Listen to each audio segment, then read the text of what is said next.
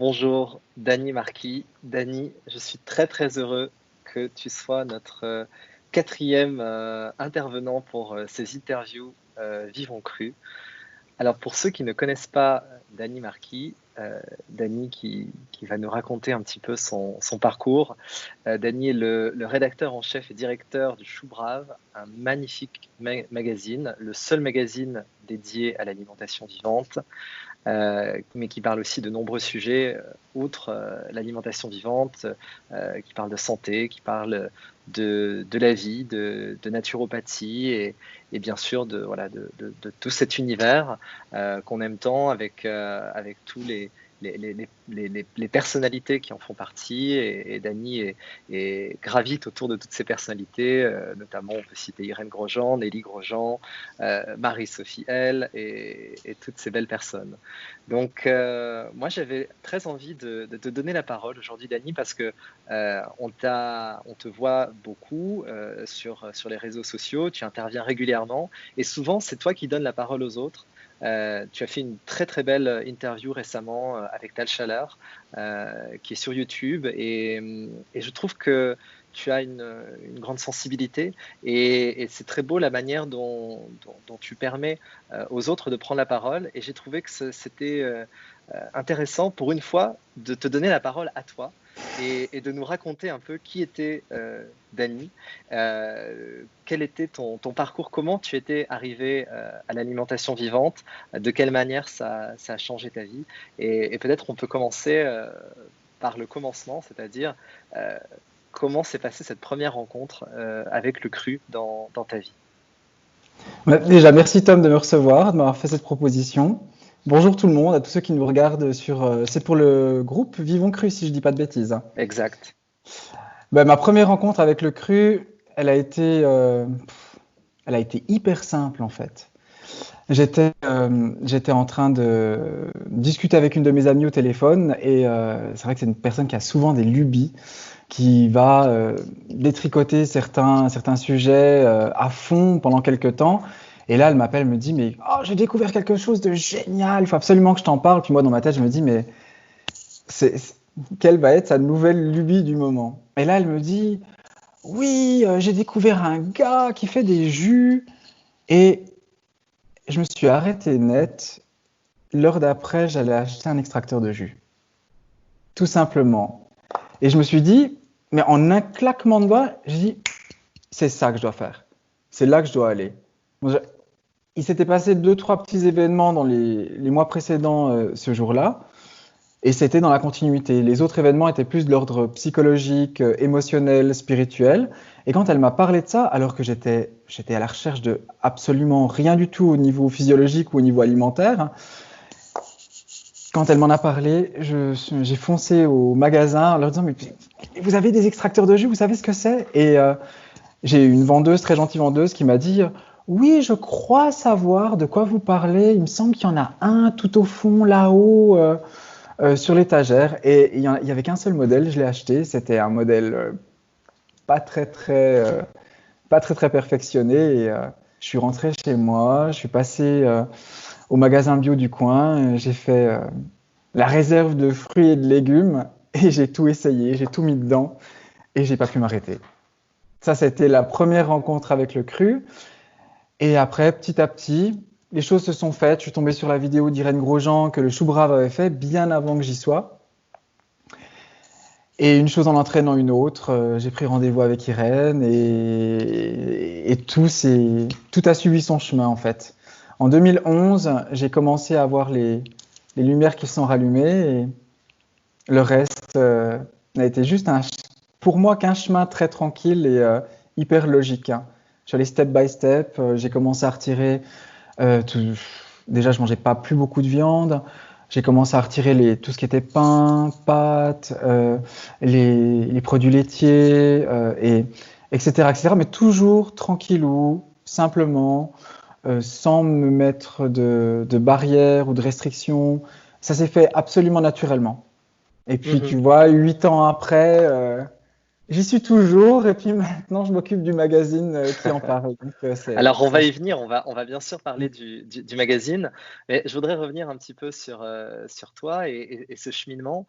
Est-ce que ça a été finalement une transition alimentaire? Est-ce que ça a été la révélation? J'ai bien compris Mm. avec ce jour où tu as acheté ton premier extracteur de jus. Est-ce que la suite a été une évolution avec une transition alimentaire? Ou est-ce que ça a été un appel de mettre de plus en plus de cru dans ton alimentation? Comment s'est fait ce cheminement? J'en parle pas beaucoup, mais les gens doivent se douter. Ceux qui lisent le magazine, ceux qui me suivent sur mes profils perso, on savent un petit bout, mais c'est vrai que j'en parle pas trop. C'est que je suis quelqu'un de très instinctif et de guidé. Donc, j'ai pas eu la sensation de faire une transition alimentaire. Le jour où cet ami m'a parlé de jus, c'est comme si ma petite voix m'avait parlé et m'a dit, mais oui, oui, c'est ça, vas-y, vas-y, fonce, fonce, va là.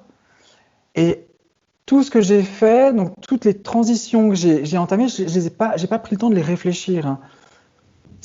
Tout est parti d'un ressenti.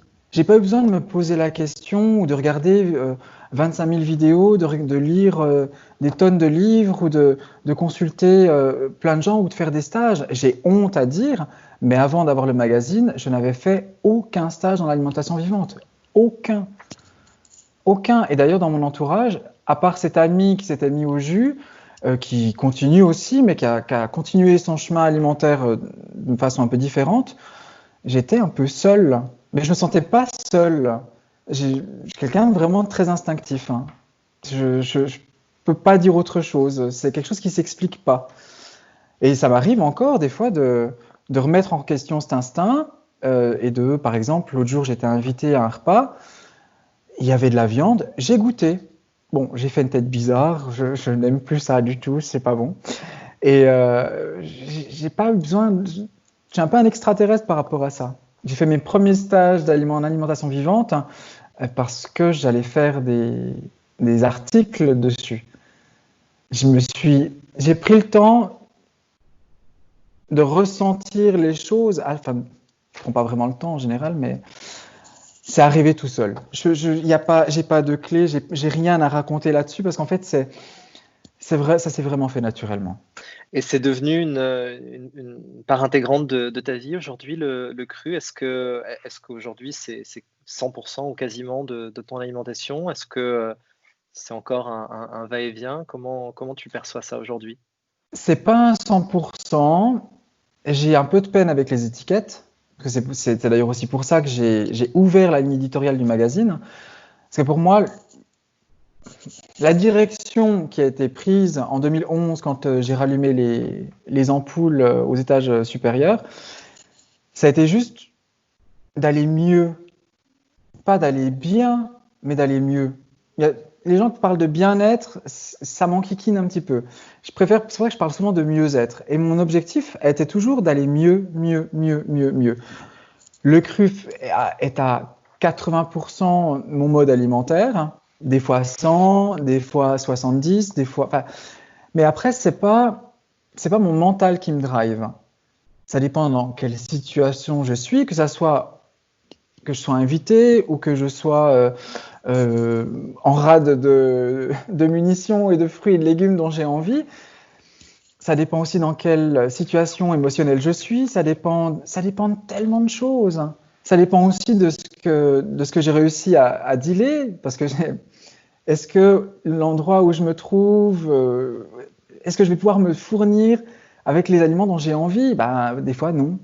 Mais j'ai envie d'une mangue bien mûre. Bon, ben, je suis pas en Thaïlande, je suis pas à Bali, je suis perdu dans une montagne en Suisse. Ben, malheureusement, personne ne vend de mangue digne de ce nom ici. Bon, bah, qu'est-ce que je fais? Donc, c'est pas l'étiquette alimentation vivante, c'est pas ça qui me drive, hein. C'est le tout. Et bah oui, 80% de mon alimentation est vivante. Mhm. Et alors, c'est donc cette alimentation, ce mode d'alimentation qui t'a mené au chou brave? Mhm. Est-ce que tu peux nous raconter comment ça s'est fait? Donc ce magazine existait et sous une certaine forme. Après, Je il rigole arrive. non, mais je rigole parce que c'est une histoire de fou. C'est une histoire de fou. C'est une histoire de fou. Il y a pas d'autre terme. C'est même pas des synchronicités là. C'est au-delà de ça. Quand j'ai commencé à aller naturellement dans l'alimentation vivante, j'ai ressenti que toutes mes cellules, c'est le premier article que j'ai écrit d'ailleurs, j'ai cellules plus claires, esprit et connexion, mais enfin, plus sharp, enfin, plus aiguisées. Et avec justement cette clairsentence et cet instinct toujours plus clair, plus fluide, je me suis retrouvé dans certaines situations. Et puis la première qui était un petit peu cocasse, c'est je m'étais fait le cadeau une fin d'année de prendre rendez-vous avec Irène Grosjean. Je me suis dit, tiens, je me fais ce cadeau, tout allait bien, hein, j'avais pas de besoin, j'étais juste curieux, je me dis, bah tiens, on va essayer. Irène enclenche son Skype et là, elle me regarde et elle me dit, ah, on va travailler ensemble. Je me suis dit, bon, mamie, on va se calmer, hein. Bref, deuxième rendez-vous avec elle un an après, pareil. Ah, elle me dit, mais vous avez perdu 10 ans, mais vous êtes magnifique. Quand je lui raconte en plus ce qui s'est passé durant l'année entre ces deux rendez-vous-là, elle était estomaquée, et puis là, elle me regarde, elle me dit, Qu'est-ce qui s'était passé? mais j'ai un parcours de santé qui est assez sulfureux, comme j'aime dire sur les réseaux. Si je devais dire, raconter toutes les choses qui se sont passées au niveau de mon système, mon chemin de santé, je pense qu'on m'enfermerait tout de suite. Donc voilà, ça c'est dit, j'en parlerai pas plus, peut-être un peu plus tard, mais sous d'autres termes. Et là, elle me regarde, elle me dit, donc Irène me dit, on va travailler ensemble. Je me retrouve chez Irène Grosjean quelques semaines après, comme ça, naturellement, elle voulait absolument que je vienne. Quelques semaines plus tard, elle m'appelle, elle me dit, je vais au Maroc, je veux que tu viennes avec moi. Je l'ai suivie, je suis arrivé au milieu du désert au Maroc, et là, je rencontre le fondateur du Chou Brave, Christophe Fender, qui me dit, mais tu as l'air de toucher ta vie au niveau communication, marketing, alimentation, santé, spiritualité, tout ça. Je dis, oh, oui, enfin pas plus que ça. Et là, j'ai compris dans quelle situation se trouvait le magazine. Il m'a dit, écoute, ça va pas très bien, on a quelques dettes. Bon, là, en l'occurrence, il a été très gentil parce que le magazine était criblé de dettes. Parce que, bah, voilà, un magazine, s'il n'est pas sponsorisé par un État, s'il n'est pas gavé de publicité, c'est quand même assez compliqué à faire tourner, hein. Et là, je l'ai regardé, je lui ai dit, Christophe, moi, ici, ce magazine ne ferme pas. Je compte bien lui rendre ce qu'il m'a apporté au centuple. Et je te promets que dans les 6 mois, il est remis à flot. Voilà comment je suis arrivé au magazine. Et après, bah, je devais passer 2-3 heures par semaine et j'ai vite passé 12 heures par jour à comprendre comment ça fonctionnait, à essayer de remettre à flot en fait ce magazine. Et ça s'est fait absolument naturellement. Voilà. Waouh! Et ça fait combien de temps donc maintenant que tu t'occupes de ce magazine? Ça a fait 3 ans il y a une semaine. Mais Bel au début, anniversaire. oui, surtout joyeux anniversaire au magazine parce que voilà, il y a 3 ans il aurait dû péricliter. Et Et il a ressuscité sous une forme un peu nouvelle, on peut dire, puisque tu as repris en main le fond et la forme, on pourrait dire. Même si la ligne conductrice reste la même, bien sûr, et c'est celle qui t'a mené à avoir ce rôle. quand je suis arrivé au magazine, pour moi, j'étais là pour donner la touche en plus. J'étais pas là pour restructurer, changer, le faire à mon image. Déjà, pour moi, ce genre de magazine n'est pas un magazine. Par exemple, même actuellement, je dis, oui, c'est moi qui gère ce magazine. Oui, j'y passe 7 jours par semaine, mais c'est pas mon magazine.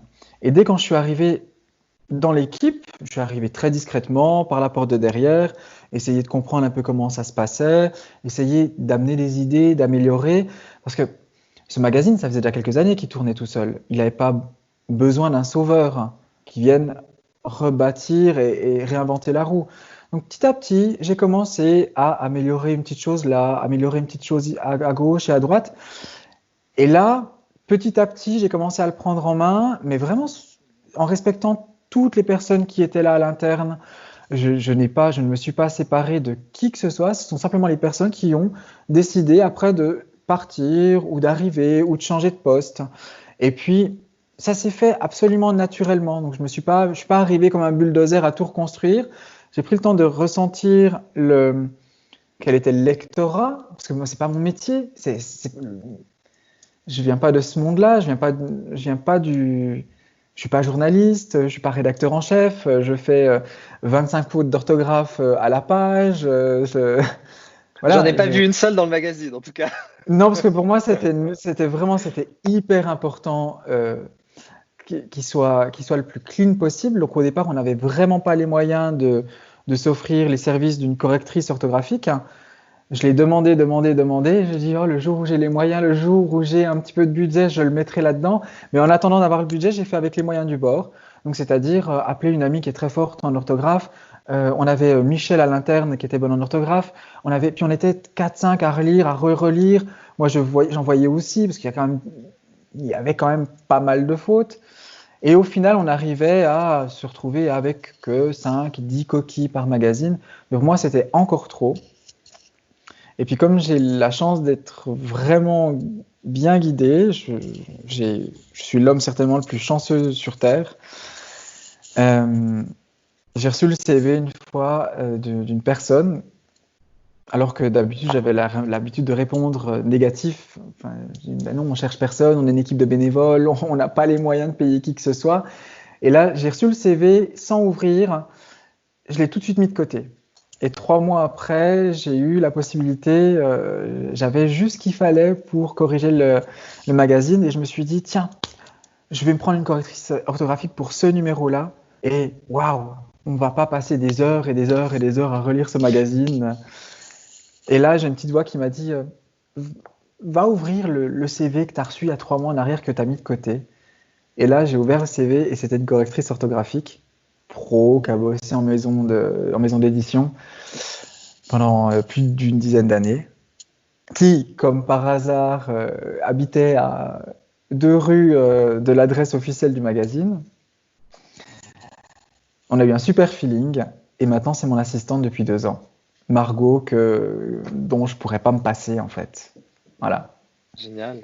Genre, Et, on en a ce genre d'histoire dans le magazine, ça fonctionne comme ça.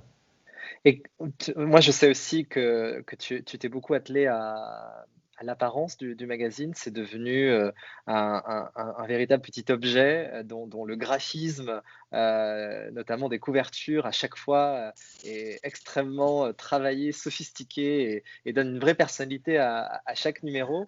Euh, Il y a ça aussi donc, qui t'a inspiré, il y a tout l'aspect visuel. Est-ce que dans le contenu, il y a eu des lignes directrices qui t'ont inspiré? Est-ce qu'il y avait des choses dont le magazine ne parlait pas, dont tu avais envie de parler? Et comment la ligne éditoriale a bougé ces 3 dernières années? Je rigole, parce que je me moque pas de toi, hein, c'est juste que chaque couverture est arrivée, surtout les dernières, elles ont toute une histoire particulière. Et si vous saviez comment on fonctionne à l'interne, je pense que vous rigoleriez vraiment, vraiment très fort, parce que chaque couverture, chaque chose se passe d'une manière tellement atypique que ça en devient presque un sketch, hein. Et au niveau du magazine, j'avais certains sujets. J'ai essayé de comprendre la ligne éditoriale de base. La ligne éditoriale de base était de mieux vivre. Au départ, il parlait d'écologie, d'énergie renouvelable, évidemment de santé, de crudivorisme, un peu de spiritualité. Ça, c'était un sujet un petit peu laissé de côté. Et puis, il y a eu un gros succès dans le magazine au départ, un énorme engouement parce qu'il y avait une super équipe qui faisait un travail au niveau de la chaîne YouTube qui était excellent. Donc, il y a eu un vrai engouement pour le magazine. Mais seulement cet engouement n'a pas perduré. Donc, la qualité du magazine a commencé à décliner gentiment, très Pourquoi, gentiment. pourquoi ça n'a pas perduré? Est-ce que tu le sais? Si tu le J'ai- sais? J'étais pas là, je ne peux absolument pas juger. Mhm. D'accord. Et puis même c'était avant, c'est même pas important. Parce que Ok. même si ça a décliné, il y a quand même toujours eu des étincelles, il y a quand même toujours eu quelque chose. Si ce magazine a tenu quand même, parce que là on fête les 8 ou 9 ans du magazine, donc moi je suis arrivé je crois, à la 5e année. Si ce magazine a tenu 5 ans, c'est qu'il y avait quelque chose. Mhm. C'est moi qui, peut-être, personnellement, ça n'engage que moi. Avec mon œil, j'ai remarqué que entre le numéro 1 et je suis arrivé au numéro 19, je crois, si je dis pas de bêtises, j'ai remarqué un déclin. Que ce soit Mhm. au niveau graphisme, bon, il y a eu des améliorations, il y a eu du plus, il y a eu du moins. Au niveau fond, pareil. Mais pour moi, j'ai senti une espèce de déclin. On a commencé, au bout de 5 ans, je trouvais que les choses devenaient redondantes, ça commençait à tourner en rond, alors que le monde est absolument génial. On n'a pas de limite au niveau des sujets. Quand on se dirige vers le mieux-être, vers le mieux vivre, il n'y a absolument pas de limite. Il y a 25 000 techniques pour créer de l'énergie propre. Il y a 25 000 techniques pour s'occuper de son jardin. Donc on peut pas tourner en rond. Mais seulement, c'est qu'à un moment donné, je pense que le magazine a tellement manqué de moyens que ça commençait à tourner en rond. Donc là, j'ai pris le temps déjà d'asseoir la ligne de base, donc c'est-à-dire crudivoriste. C'est pour ça que le premier numéro où j'ai commencé à donner des idées à la rédactrice en chef qui était là actuellement, enfin, qui était là à ce moment-là, je lui ai dit, mais fais un spécial cuisine, qu'on parle un petit peu des chefs crus, qu'on parle de Marie-Sophie, qu'on aille un petit peu plus loin. Alors, il s'est fait, ouais, je me suis dit, tiens, on aurait pu faire plus. Et après, je me suis dit, tiens, on pourrait parler de. Et puis, j'ai toujours essayé d'amener des thèmes euh, qui étaient un petit peu euh, la base du magazine, mais d'essayer d'un petit peu creuser. J'ai envie d'être un petit peu plus pointu, pousser un peu la rédactrice en chef qui était là à aller un peu plus au fond des choses. Bon, malheureusement, ça n'a pas pu continuer. La personne en plus a senti que j'avais envie de pousser la chose un peu plus loin. Elle ne s'est pas sentie à nous suivre. Et elle est partie et je me suis retrouvé un jour sans rédactrice en chef. J'avais jamais fait un magazine de ma vie. Et puis là, j'ai dit, bon, ben, maintenant, tu es seul à la barre. De quoi toi, tu as envie de parler? Et c'est la première fois où là, j'ai dit, où je me suis mis à l'intérieur du magazine. Parce qu'avant, j'étais en externe. Hein, j'étais l'inspirateur, celui qui rattrapait les pots cassés. Et là, je me suis mis dedans et j'ai écouté ce qu'ils m'ont dit là-haut. Ils m'ont dit, mais il faut que tu parles de l'eau. Je dis, mais vous êtes fous. Vous êtes fous. Parler d'un sujet aussi complexe et vital que l'eau comme premier numéro. Et la semaine qui a suivi, j'ai croisé 10 personnes, dont 5 spécialistes du sujet. Et je dis, bon, ok, si ça, c'est pas un signe, je ne m'y connais pas. Et ça s'est toujours fait comme ça. Je me suis toujours laissé guider et j'ai essayé après de me dire, ah tiens, on peut parler de ça, on peut parler de ça. Parce qu'il y a tellement de sujets à aborder. Et tout ce que je voulais, c'était ouvrir la ligne éditoriale pour montrer que on peut aller vers le mieux-être à 360 degrés sur tous les sujets. Et chaque numéro, je le construis comme ça, en fait. Et donc aujourd'hui, les grandes lignes éditoriales, outre l'alimentation vivante, si tu devais les décrire. Évidemment, l'alimentation. L'alimentation vivante, c'est clair, mais il y a pas que ça. On peut aller un peu plus en profondeur, comme il y a l'alimentation symbiotique, on peut s'inspirer aussi d'autres, comme on peut s'inspirer de keto diet, du régime C'est cétogène. cétogène? Ouais. Ouais, donc, et on peut transposer ça aussi au niveau de l'alimentation vivante. Donc, l'alimentation, c'est déjà. Donc, de toute façon, l'alimentation, la santé, la naturopathie, les médecines alternatives, l'écologie, la perma, plus toutes les autres formes de culture. On va parler de voyage, on va parler de découverte, on va parler de personnes, parce qu'il y a des personnes qui sont pas crudivores, qui sont pas, qui sont encore dans la médecine allopathique, qui ne jurent que par la médecine allopathique, mais qui ont quelque chose de concret à apporter. Pour moi, ce qui est très important, c'est de ne pas jeter l'eau du bain et le bébé avec. Ça, c'est pour ça qu'on a fait des numéros même sur les médecines, parce qu'il n'y en a pas qu'une. Ok, de quoi on parle de spiritualité, un peu d'ésotérisme. Il y a d'autres sujets qui me tiennent à cœur que j'aimerais aborder, mais on doit se limiter à 96 pages pour le. C'est aussi pour ça que j'ai enlevé toute la publicité, hein. C'est pour avoir plus de place. Donc j'ai Bravo, arrêté à. c'est rare. Il faut le souligner. C'est un magazine qui n'existe que grâce aux abonnements, Ouais, puisqu'il y a zéro publicité. Et c'est suffisamment rare pour être souligné.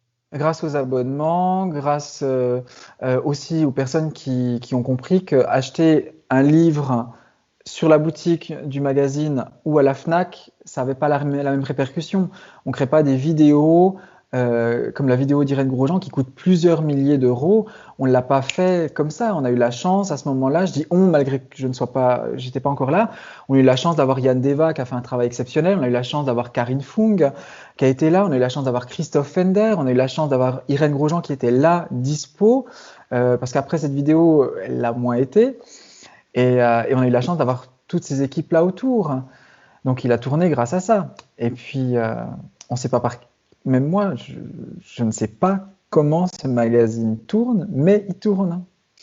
Il tourne même formidablement bien, on peut dire. Quels Ah, on peut sont faire les, mieux, hein. Alors, quels sont justement les autres sujets que tu aimerais aborder à l'avenir? Quelles sont les autres pistes que tu n'as pas encore explorées avec le chou brave? Alors, c'est des pistes qu'on a déjà un peu explorées, mais c'est des pistes que j'aimerais prendre de façon un petit peu plus concrète et profonde. Par exemple? Faire le pont entre la médecine allopathique et la naturopathie.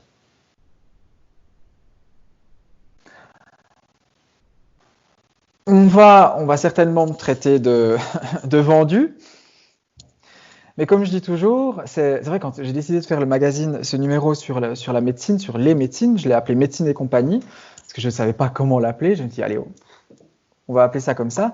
On a eu Sylvie Grosjean qui est dans la médecine allopathique, qui nous a fait un super article. On a eu d'autres docteurs qui sont venus partager les pages du magazine. Et il y a quelques personnes qui m'ont dit mais comment tu peux parler de ça? Et là, je lui ai répondu clairement, je dis tu te casses une jambe. Là, maintenant, il t'arrive, tu tombes, tu te casses une jambe. Qu'est-ce qu'on fait? On appelle Jade Allègre, elle te met de l'argile sur la jambe et on attend que ça passe? Alors oui, oui, on peut attendre que ça passe, mais on peut attendre longtemps. Alors pourquoi attendre alors qu'on a la chance quand même d'avoir des gens qui savent réparer ce genre de choses? Voilà, ça c'est le genre de sujet que j'aimerais aborder, par exemple. Mhm. Alors on l'aborde gentiment, petit à petit. Mais il y a ce genre de sujet. Il y a un autre sujet que j'aimerais aussi aborder, c'est que pour moi, ça n'engage que moi. Puis comme ça n'engage que moi, pour l'instant, je n'en parle pas dans les pages du magazine, mais on n'est pas seul dans l'univers. Voilà, enfin pour moi, on n'est pas seul. Et puis, c'est le genre de sujet que j'aimerais aborder. Ça, je pense que c'est le dernier sujet que j'aborderai. C'est le dernier. Parce que Avant, 96 pas. Ouais, avant, qu'est-ce que j'aimerais encore aborder? J'aimerais aller plus en profondeur aussi au niveau de l'eau. J'aimerais pouvoir encore. J'aimerais avoir les moyens de pouvoir aller interviewer des gens exceptionnels dans d'autres pays, de pouvoir prendre des billets d'avion pour vous présenter d'autres personnes. J'aimerais pouvoir avoir une équipe de caméramans pour aller tourner des vidéos. Voilà, j'aimerais plein de choses, hein. Mais pour l'instant, est-ce qu'il y c'est a avec les encore, moyens du bord. est-ce qu'il y a encore beaucoup de choses à dire sur l'alimentation vivante? C'est un peu une question rhétorique, mais euh, je vais te poser une autre question juste avant. Est-ce que, au fur et à mesure de toutes ces années, les années où tu as suivi le chou brave et les années où tu l'as dirigé, Mm. est-ce que tu as noté une évolution dans ce sujet de l'alimentation vivante? Est-ce que tu as eu l'impression que en 10 ans, c'est un sujet qui a progressé, qui a évolué ou qui a changé dans la manière de l'aborder? Est-ce qu'il y a plus de gens aujourd'hui qui s'intéressent à ça et qui intègrent ce mode de vie? Est-ce qu'on en parle différemment?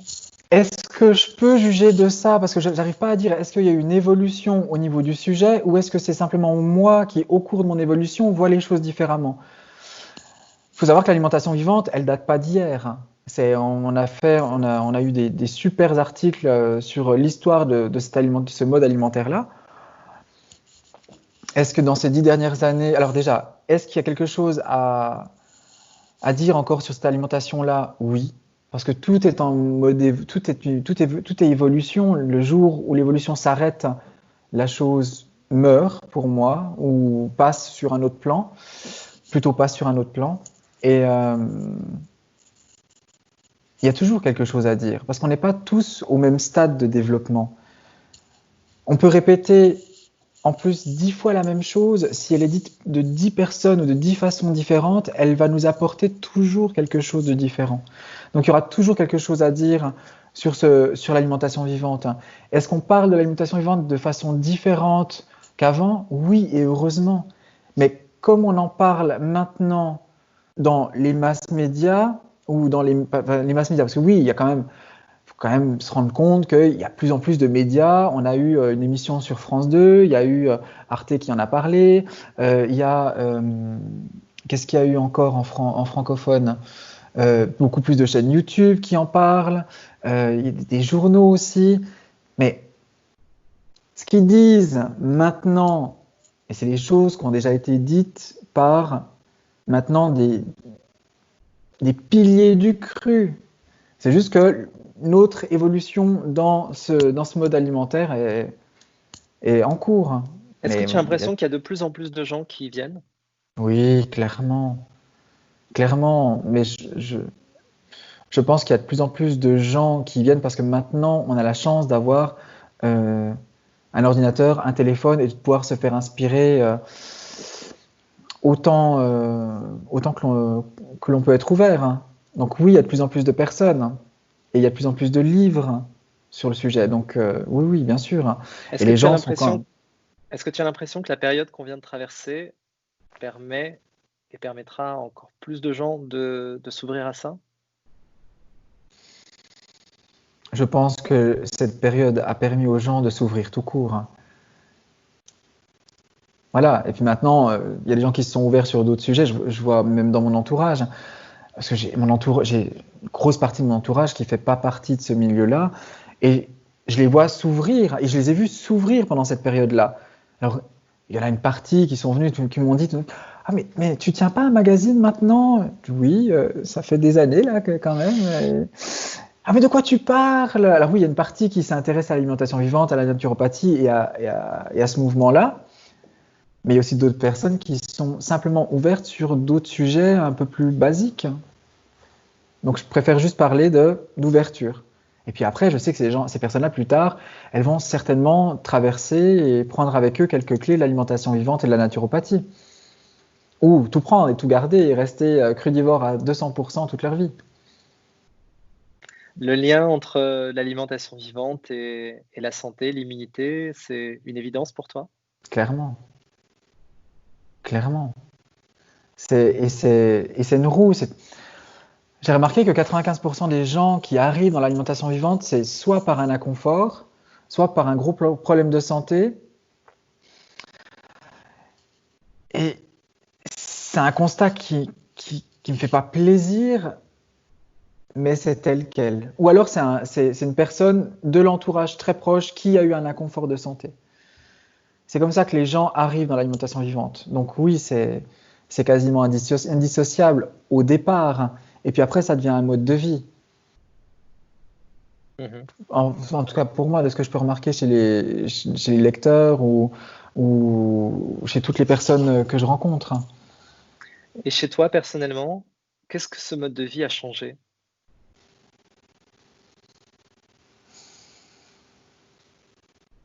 Ça n'a rien changé de drastique, j'ai l'impression qu'il fait partie de mon évolution normale. Ça n'a pas été une révélation. Ça a été vraiment petit à petit. Et pour moi, il fait partie de ma vie. Je peux pas dire que c'est. J'arrive pas à le dissocier en fait. Je me rends compte que si je suis invité pendant un week-end et que c'est en hiver à la montagne et que ce qu'ils ont prévu, parce que je n'impose jamais, quand je suis invité, je leur dis pas, eh oh, je suis crudivore, je, je ne dis rien, j'arrive et au pire, bah voilà, on peut faire un petit fasting, je peux jeûner et puis ça va bien se passer, hein. Mais il arrive des moments où bah, ça va être peut-être une soirée fondue ou une soirée raclette. Je suis encore en Suisse, hein.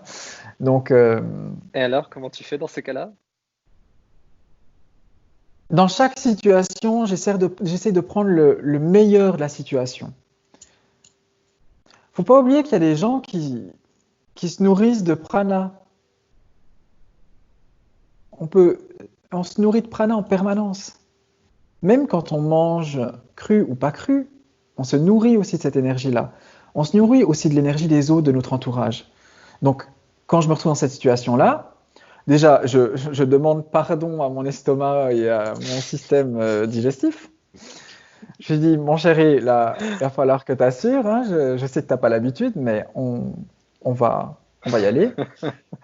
Et quand je peux me retrouver dans un cadre qui m'est plus maintenant naturel, qui fait partie de ma normalité, ben là, en général, voilà, je reminéralise à fond, on passe au nettoyage, et puis c'est reparti pour un tour. Mais c'est vrai que je me rends compte que l'alimentation, il suffit que je fasse quelques écarts, je me sens vite, tout d'un coup, je me sens fatigué, je me sens pas bien, je peux avoir de la peine à dormir, je peux avoir un manque de clarté au niveau des idées, et ça, donc pour moi, c'est, et j'y pense, je le remarque maintenant que je t'en parle, mais sur le moment, tout d'un coup, je me dis, c'est gustativement parlant, je dis, ah non, non, non, là, je veux, non, non, puis là, j'ai envie d'une caisse d'avocat, ou j'ai envie d'une caisse d'orange, ou j'ai envie de, et puis, ça m'arrive des fois de me retrouver, de passer de l'hôtel 4-5 étoiles à pieds nus assis par terre avec ma caisse et puis à rigoler, puis à défaire mes oreilles. Donc voilà, ça fait partie de ma vie. J'arrive même plus à dire que ça fait, c'est pas un outil, c'est normal. Hein. Je réfléchis même pas, c'est un des rouages, hein, tu vois. C'est pas une clé, c'est plus une clé pour moi, ça fait partie des rouages. Pour moi, les clés, c'est là pour, les outils sont là pour venir aider à réparer. Et pour moi, ça fait partie de, parce que émotionnellement, des fois, on n'a peut-être pas envie de manger cru. On a peut-être, on a peut-être envie d'une bonne pizza pleine de gluten. Et ce que je dis aux gens, je dis, mais aime-la, cette pizza, s'il te plaît, aime-la, elle te fera moins de mal. Puis deux, psychologiquement, c'est quand même, c'est moins délétère après. Je dis, mais par contre, c'est quand même intéressant de savoir pourquoi tu as envie de cette pizza. Est-ce que tu as passé une journée qui vibratoirement t'a été insupportable? Est-ce que tu as passé. Est-ce qu'il y a quelque chose d'émotionnel là derrière? Ou est-ce que simplement tu as envie d'être un mauvais garçon et tu as envie de te manger une pizza? Parce que des fois, on n'a pas toujours envie d'être le saint de service. Hein. Tu vois, Tom, c'est pour ça que je fais jamais d'interview parce que je te parle comme je parle naturellement. C'est Mais c'est pas. super et je pense que c'est ce que les personnes qui écouteront cette vidéo apprécieront. C'est ta sincérité, ton honnêteté et ta personnalité. Et c'est ça qui transparaît. C'est ça qui transparaît aussi dans ce magazine. Et merci pour ce partage, Avec grand plaisir. pour tout Hein. Et ça. puis merci à toi pour ce que tu fais. Merci au groupe. Hein. Les gens enfin, remercient souvent le magazine, mais qu'est-ce qu'on ferait sans les autres? On ferait quoi? Un magazine dans notre coin? Non. Nous, on a besoin d'avoir des lecteurs qui soient heureux. Je ne parle pas pour acheter le magazine, parce que concrètement, le magazine ne rapporte absolument rien. C'est quand on connaît le prix. Bon, ok, on a peut-être choisi un peu la meilleure imprimerie écologique d'Europe. Ça coûte un petit peu plus cher. Mais c'est parce que les autres en face sont bien. Ça crée une espèce de résonance qui nous porte le matin à faire un énième magazine, à faire un énième article blog, à faire une énième vidéo. C'est ça qui nous porte. Hein. Donc merci à vous tous de faire ce que vous faites à votre échelle. Parce qu'on n'aurait pas autant de rayonnement, on ne s'éclaterait pas autant dans ce qu'on fait si la personne qui regarde cette vidéo n'était pas là.